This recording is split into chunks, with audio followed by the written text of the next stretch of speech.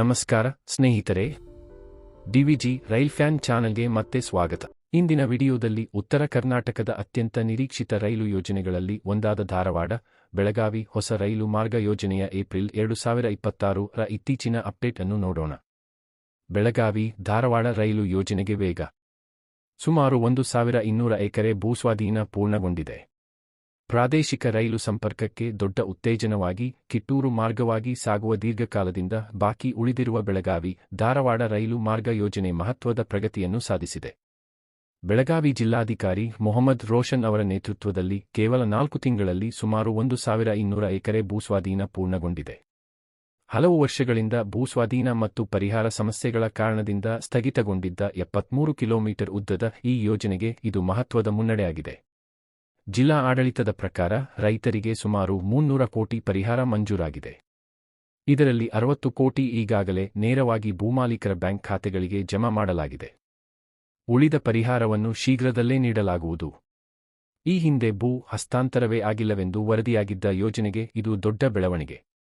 581 hectare ಸುಮಾರು 436 ಎಕರೆ ಭೂ ಅಗತ್ಯವಿದೆ ಎಂದು ಅಂದಾಜಿಸಲಾಗಿತ್ತು ಮತ್ತು 2026ರ ಆರಂಭದಿಂದ ಭೂಸ್ವಾಧೀನ ವೇಗ ಪಡೆದುಕೊಂಡಿದೆ. ಈಗಿನ ಪ್ರಗತಿ ಈ ಕೊರತೆಯನ್ನು ಬಹುತೇಕ ನಿವಾರಿಸಿದೆ ಎಂದು ಸೂಚಿಸುತ್ತದೆ. ಅಧಿಕಾರಿಗಳ ಪ್ರಕಾರ ಧಾರವಾಡ ಭಾಗದಲ್ಲಿ ಸ್ವಲ್ಪ ಪ್ರಮಾಣದ ಭೂಸ್ವಾಧೀನ ಸಮಸ್ಯೆ ಮಾತ್ರ ಬಾಕಿ ಇದೆ. ಇದು ಧಾರವಾಡ ಜಿಲ್ಲಾಧಿಕಾರಿಗಳ ಅಧೀನದಲ್ಲಿದ್ದು ರೈಲ್ವೆ ಅಧಿಕಾರಿಗಳು ಮತ್ತು ರಾಜ್ಯ ಸರ್ಕಾರದ ಸಹಕಾರದಿಂದ ಶೀಘ್ರದಲ್ಲೇ ಪರಿಹಾರವಾಗಲಿದೆ.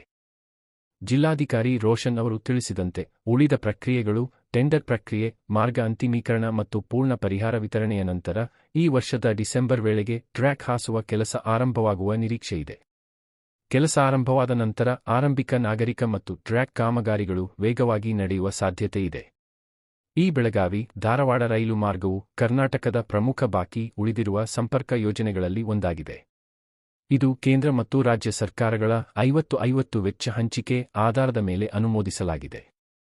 ಕಿತ್ತೂರು ಮೂಲಕ ಸಾಗುವ ಈ ಮಾರ್ಗವು ಬೆಳಗಾವಿ ಮತ್ತು ಧಾರವಾಡ ನಡುವಿನ ಪ್ರಯಾಣ ಸಮಯವನ್ನು ಕಡಿಮೆ ಮಾಡುತ್ತದೆ, ಪ್ರಯಾಣಿಕರು ಮತ್ತು ಸರಕು ಸಾಗಣೆ ಸುಧಾರಿಸುತ್ತದೆ. ಕಿತ್ತೂರು ಹಾಗೂ ಸುತ್ತಮುತ್ತಲಿನ ತಾಲೂಕುಗಳಲ್ಲಿ ಆರ್ಥಿಕ ಚಟುವಟಿಕೆ ಹೆಚ್ಚಿಸುತ್ತದೆ ಮತ್ತು ಉತ್ತರ ಕರ್ನಾಟಕದ ರೈಲು ಸಂಪರ್ಕವನ್ನು ಬಲಪಡಿಸುತ್ತದೆ.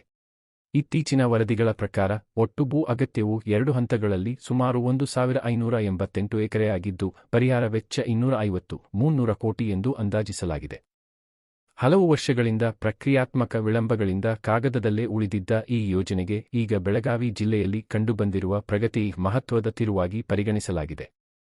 ಯೋಜನೆ 2026ರ ಅಂತ್ಯದೊಳಗೆ ಕಾರ್ಯರೂಪಕ್ಕೆ ಬರುವ ನಿರೀಕ್ಷೆ ಹೆಚ್ಚಾಗಿದೆ.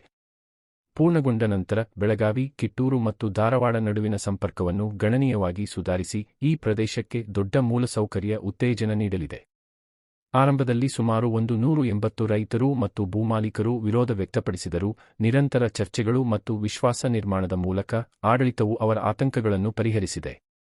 ವಿಸ್ತೃತ ಚರ್ಚೆಗಳ ನಂತರ ಸಾರ್ವಜನಿಕ ಹಿತದೃಷ್ಟಿಯಿಂದ ಭೂಸ್ವಾಧೀನಕ್ಕೆ ಭೂಮಾಲೀಕರು ಒಪ್ಪಿಕೊಂಡರು ಎಂದು ಜಿಲ್ಲಾಧಿಕಾರಿ ರೋಷನ್ ಹೇಳಿದರು.